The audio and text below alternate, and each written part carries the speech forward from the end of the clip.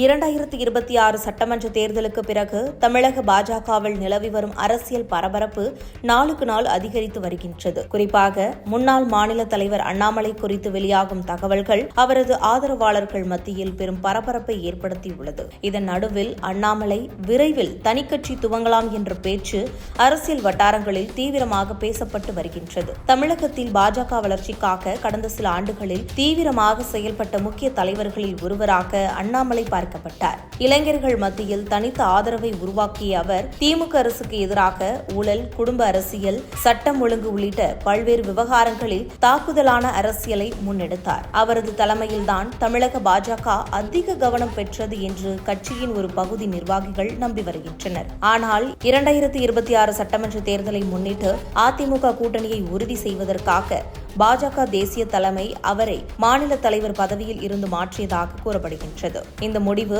அண்ணாமலை ஆதரவாளர்களிடையே கடும் அதிருப்தியை ஏற்படுத்தியது. பதவி மாற்றத்திற்கு பிறகு கட்சியின் பல முக்கிய நிகழ்வுகளில் அவர் பெரிதாக பங்கேற்காமல் இருந்தது வெளியாகியுள்ளது. பிரதமர் மோடி மற்றும் உள்துறை அமைச்சர் அமித்ஷா பங்கேற்ற சில நிகழ்ச்சிகளை தவிர்த்து தேசிய அளவிலான பல ஆலோசனை கூட்டங்களிலும் அவர் கலந்து கொள்ளவில்லை எனவும் சொல்லப்படுகின்றது. மேலும் தேர்தலின் பொழுது சில தொகுதிகளுக்கான பொறுப்பை ஏற்றுமாறு கேட்டபோது அதனை அவர் நிராகரித்ததாகவும் தகவல்கள் வெளியாகின. இருந்தாலும் மாநிலம் முழுவதும் 95க்கும் மேற்பட்ட தொகுதிகளில் பிரச்சாரம் செய்து கட்சிக்காக தீவிரமாக செயல்பட்டார். ஆனால் தேர்தலில் பாஜக எதிர்பார்த்த வெற்றியை பெறாமல் படுதோல்வியை சந்தித்தது. இதையடுத்து அண்ணாமலையை ஓரங்கட்டியதே தோல்விக்கு காரணம் என்ற கருத்து அவரது ஆதரவாளர்கள் மத்தியில் வலுத்து வருகின்றது. இதற்கிடையே மே 26 முதல் 29 வரை நடைபெறவுள்ள தேர்தல் தோல்வி ஆய்வு கூட்டங்களில் அண்ணாமலை பங்கேற்க மாட்டார் என்றும் அதே நேரத்தில் அவர் தென்கொரியா செல்ல திட்டமிட்டு உள்ளதாகவும் கூறப்படுகின்றது. இந்த சூழ்நிலையில்தான் சமூக வலைதளங்களில் அண்ணாமலை புதிய கட்சி துவங்க வேண்டும் என்ற கோரிக்கை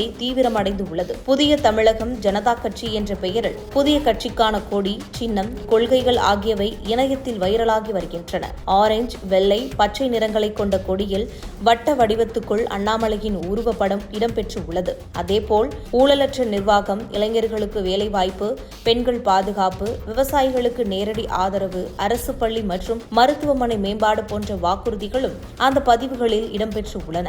மேலும் அகில இந்திய அண்ணாமலை நற்பணி மன்றம் என்ற பெயரிலும் போஸ்டர்கள் பரவி வருகின்றன. அறிவு, துணிவு, நேர்மை, தமிழக அரசியலின் புதிய அடையாளம் என்ற வாசகத்துடன் அண்ணாமலையின் புகைப்படங்களும் சமூக வலைதளங்களில் வைரலாகி வருகின்றது. ஆனால் இந்த விவகாரம் குறித்து அண்ணாமலை இதுவரை எந்த அதிகாரப்பூர்வ விளக்கமும் அளிக்கவில்லை.